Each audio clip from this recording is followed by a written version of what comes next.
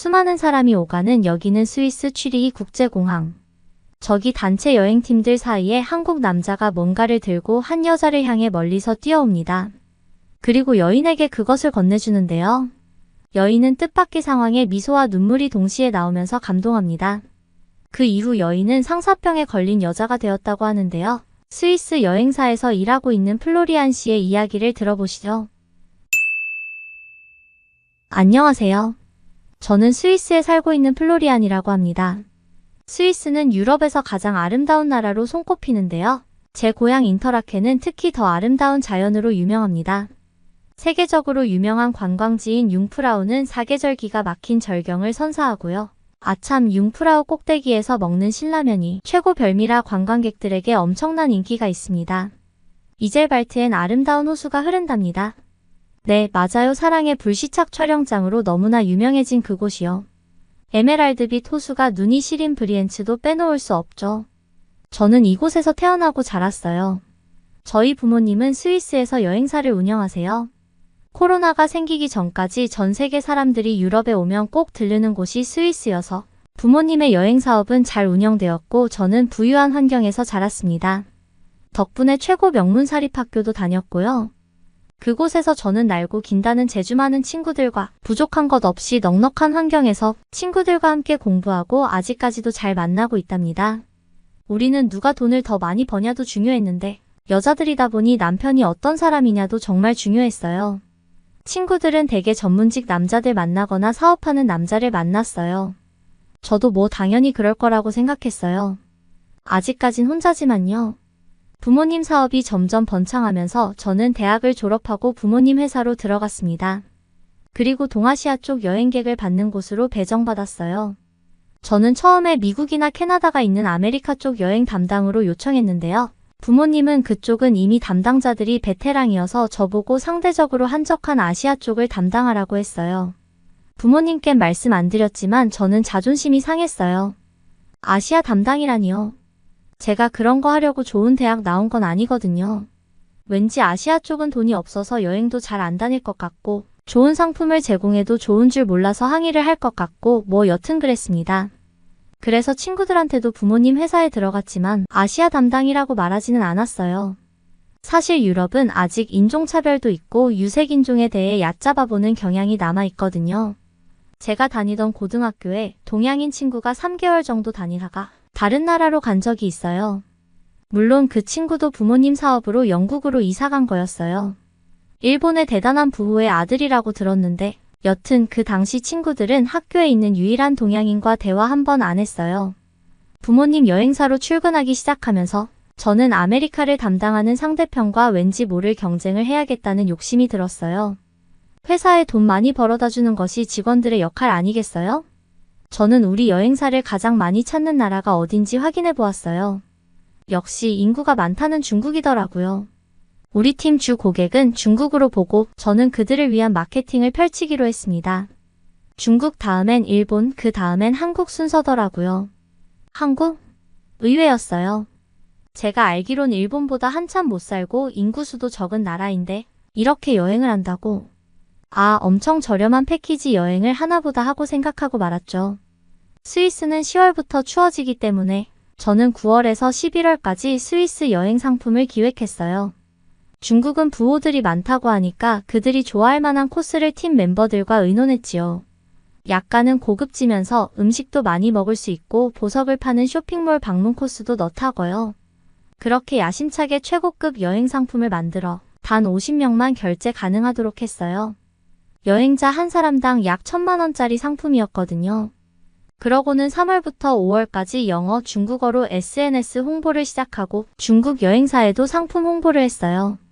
해외여행을 오려면 적어도 3개월 전에 예약을 해야 하니까요. 며칠 동안 밤을 새며 만든 기획 상품이 잘 되기를 기도했어요. 부모님도 저의 마케팅을 눈여겨보시는 것 같아 더 신경 쓰였어요. 한 달이 지나고 2달이 지나는 동안 다행히 여행 상품 문의는 꾸준히 들어왔어요. 하지만 가격이 부담되어 그러는지 실제로 결제까지는 잘 안 되더라고요. 그러던 어느 날 20명이 한꺼번에 여행 상품을 결제하는 게 아니겠어요? 우리 팀은 환호를 질렀습니다. 누구지? 누가 20명을 단체로 이 비싼 여행을 신청했을까? 우리는 설레는 마음으로 이메일로 온 여행 신청서를 받는데요. 역시 아니나 다를까 중국에서 20명을 단체 여행으로 신청했더라고요. 제 예상이 맞아서 기분이 좋은데다 역시 돈은 부자들이 쓸 줄 안다며 중국인을 높이 평가했죠. 워낙 고가의 여행이다 보니 20명만 결제해도 회사에서는 이익이 많이 남는 상품이었어요. 저는 추가 결제가 없을 거라 생각하고 20명의 중국인들을 더 만족시킬 방법을 찾아보았어요.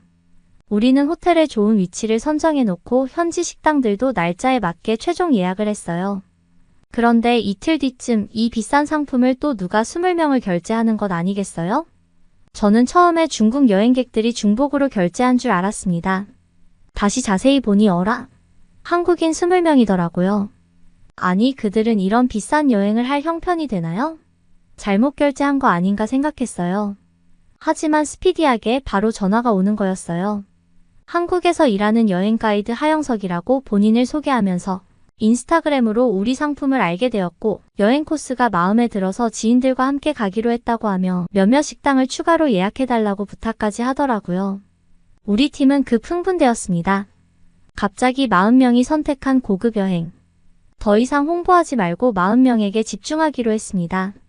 그리고 저는 중국팀을 직접 담당하겠다고 했고 매니저 린체는 한국팀을 담당하라고 했습니다. 드디어 결전의 날이 왔습니다. 리무진을 대기하고 공항에서 사람들이 나오는 출구 쪽에 현수막을 들고 손님을 기다렸습니다.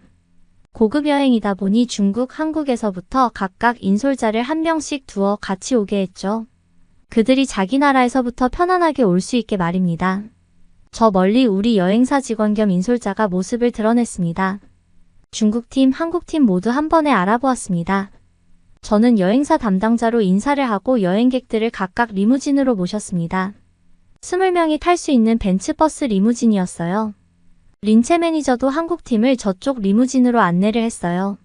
중국 여행객들은 여행으로 들떠서 그런지 계속 높은 언성을 내며 중국어로 대화하더라고요. 처음엔 괜찮았는데 나중엔 귀가 슬슬 아프고 듣기가 싫어지기 시작했습니다. 반면에 저쪽 한국팀은 조용했어요. 아마 벌써 기가 죽어서 그런 것 같아요. 장거리 비행으로 피로해진 두 여행객 팀을 호텔로 안내를 했습니다. 처음에 차에 탈 땐 몰랐는데 호텔 로비에서 체크인을 하려고 보니 한국 사람들 여행 캐리어를 꽤 고급진 걸로 쓰고 있더라고요. 그리고 계속 차분하고 조용했습니다. 반면 저의 중국팀은 무슨 질문이 그리도 많은지 숨 돌릴 틈 없이 설명하느라 애먹었습니다. 호텔 방을 배정해드리고 짐을 풀고 쉬시라고 했어요. 첫날 일정은 밤 늦게 호텔에 도착한지라 아무 일정이 없었거든요. 저녁 식사도 기내식으로 했을 겁니다. 우리 여행사 팀도 호텔에 짐을 풀고 씻고 쉬려고 했습니다. 내일부터 바쁜 일정이 시작될 테니까요.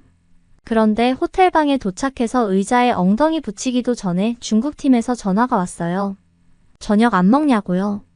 네. 저녁은 원래부터 없었거든요. 밤 8시 도착 비행기를 타고 왔으니 당연히 저녁은 기내식 드신 거 아니냐고 했는데 무슨 소리냐면서 밥을 제대로 먹어야 한다고 당장 식당을 예약하라고 하는 거 아니겠어요? 이런 황당한 일이 있나요? 어쨌든 저는 부모님 회사의 입장을 생각해서 중국팀의 편의를 봐주려고 식당을 알아보았습니다. 유럽 식당은 저녁 8시면 다 닫거든요. 저는 안주가 잘 나오는 술집이라도 찾으려고 했는데 그것도 마땅히 없었어요. 당황하고 있는데 혹시나 해서 호텔 프론트로 전화했어요.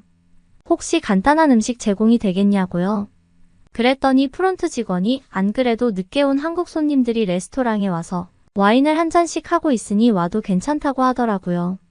호텔 식당은 밖에 식당보다 더 빨리 문 닫는데 무슨 일인가 알아보니 한국 사람들이 여행 온 기분이 너무 좋아서 호텔 측에 사례를 충분히 하겠으니 간단히 와인 한 잔 할 수 있게 해줄 수 있겠냐고 물었고 호텔 측은 한국인이 제시한 추가금과 팁이 너무 많아 마다할 이유가 없었던 거였죠. 그런 상황에 중국인들이 합류하게 된 겁니다. 그러면 사실 추가금을 나눠서 내야 할 것도 같은데 한국팀은 특히 저와 사전에 통화했던 하영석 씨가 우리가 미리 돈을 냈으니 같이 와서 즐기자면서 중국인에게 영어로 말하는 것이었습니다. 중국인들은 시끌벅적 소리를 내며 앉아 이것저것 주문했습니다. 식비도 분명 나눠내야 할 텐데 저는 어떻게 계산을 해야 할지 막막했습니다. 그리고 쉬지도 못한 상태에서 대기하다 보니 너무 피로해진 겁니다. 저의 모습이 안 돼 보였는지 하영석 씨는 저보고 먼저 가서 쉬라고 했습니다. 그리고 여기 모임이 어느 정도 끝날 때 전화를 준다고 했어요. 쉬어야 내일 일정도 운영이 될 테니 편안하게 하라고 하더라고요. 와, 매너 너무 좋은 거 아닌가요? 이건 비밀인데 속으로는 하영석 씨가 꽤 잘생겼다고 생각했습니다. 아참, 이러면 안 되죠. 저는 일을 하러 왔으니까. 하영석 씨의 제안에도 불구하고 저는 끝까지 자리를 지키고 그들이 다 들어갈 때 호텔방으로 와서 넉다운이 되었습니다. 저는 하영석 씨 말을 들었어야 했습니다. 첫날부터 누적된 피로는 이후 연속 3일 동안 중국인들의 시끄러운 대화와 함께 머릿속이 혼미해진 상태로 계속 같이 다녀야 했습니다. 나중에 알고 보니 중국어가 성조가 발달해서 음의 높낮이가 격하게 차이 난다고 하더라고요. 그래서 원래 목소리도 크지만 대화를 하게 되면 더 시끄럽게 들린대요. 저는 중국인들의 대화, 그들의 먹성, 정말 자잘한 요구사항까지 다 들어가며 일하다 보니 머리가 터질 것 같았습니다. 그런데 한국 여행팀과 같이 있는 린체 매니저는 얼굴이 살아나고 있는 겁니다. 마치 본인이 여행하는 것처럼 말입니다. 우와, 억울해. 저는 도저히 못 견디고 린체 매니저님께 SOS를 쳤습니다. 남은 기간 동안 둘이 바꿔서 하자고요. 린체 매니저님은 극구 거부했어요. 아마 그녀도 저의 다크서클을 보고 중국 여행팀을 안 받고 싶었을 거예요. 그렇지만 저는 죽을 것 같다며 도와달라고 했어요. 어쩔 수 없이 린체 매니저는 저와 교대로 중국팀을 맡기로 했습니다. 4일차 오전부터 저는 한국팀 여행 매니저로 리무진에 올랐습니다. 그날은 루체른으로 여행하러 가는 날이었죠. 차 안은 고요했습니다. 몇백 년 만의 평화였는지 모릅니다. 그때 누가 넬라 환타지라는 영혼을 울리는 듯한 가곡을 틀어주었습니다. 하영석 씨였습니다. 영석 씨는 좋은 곳에 좋은 사람들과 함께 있으니 좋은 음악이 빠질 수 있냐며 갖고 온 블루투스 스피커를 켜서 울려 퍼지게 했습니다. 아니, 이 고급짐은 뭐죠? 그들의 품위는 뭔가요?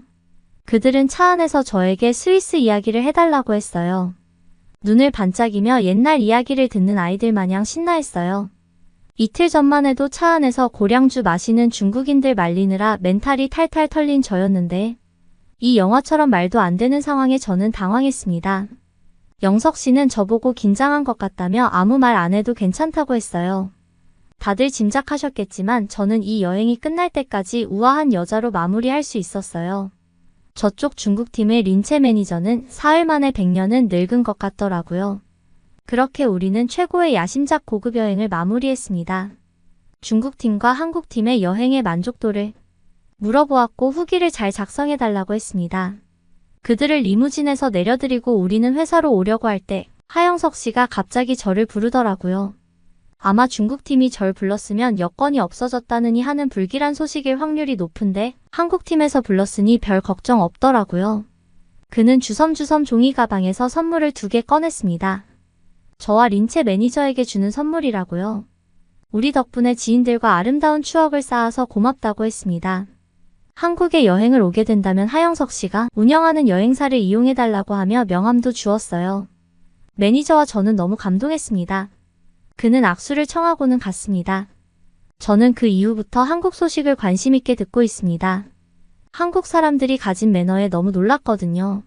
중국 사람들이 유독 시끄러워 비교된 것도 있을 테지만 그걸 떠나 사람을 배려하는 것이 몸에 배인 것 같았어요. 성황리의 저의 야심작 고급 여행 프로젝트는 끝났습니다. 가이드를 길게 하다 보니 많이 지쳐서 회사에 2일 정도 휴가를 내고 쉬었습니다. 그리고 다시 출근했어요. 컴퓨터 앞에 앉아서 이제 또 어떤 상품을 기획해볼까 고민하면서 저도 모르게 한국인들이 좋아할 만한 것이 뭔지 찾아보기 시작했습니다. 저는 앞으로 한국 고객만 담당할 거거든요. 그런데 일이 잘 안 되더라고요. 사연을 보내는 지금도 저는 머릿속이 복잡합니다. 왠지 잘 모르겠지만 하영석 씨 얼굴이 자꾸 떠오릅니다. 그에게 메일을 보내려고 글을 쓰고 있는데 썼다 지웠다를 반복하네요. 저 한국에 한번 가봐야 하는 거 맞죠? 제 사연은 여기까지입니다.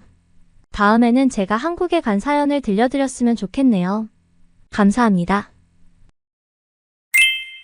오늘의 사연 재밌게 들으셨나요? 타국에서도 품위 있는 매너를 지켜준 한국 여행객들이 대단해 보이는데요. 그나저나 플로리안 씨의 앞으로의 행보가 너무 궁금합니다. 오늘도 함께 해주셔서 감사드려요. 다양한 외국인들의 사연을 찾아 전해드리겠습니다. 구독과 좋아요는 영상 제작에 큰 힘이 됩니다. 더 좋은 사연으로 찾아뵐게요.